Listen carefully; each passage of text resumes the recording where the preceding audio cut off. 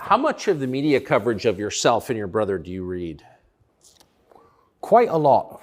But I know what the articles are going to say based on who says them.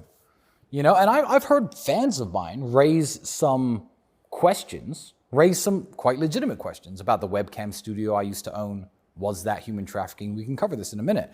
But I tried to read as much of it as I can, especially when I got out of jail, because I wanted to see where the land lays. But it's the comments section that overwhelmingly tell me the consensus of people.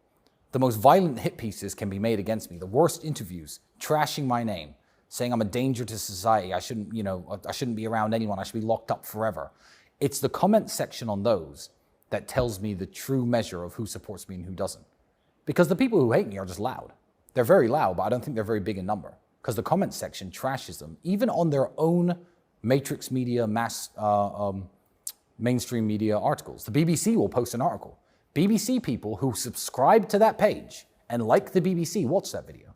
The comment section trash them. Trash them. So that's what makes me happy. It's the comment section. So keep up the comments, guys.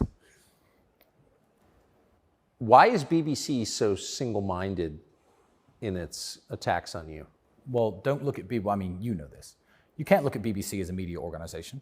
What funds the BBC? The TV licensing fee, the UK taxpayer. It is the government's propaganda branch. When there are big riots in London, the BBC doesn't cover them until 3 days later.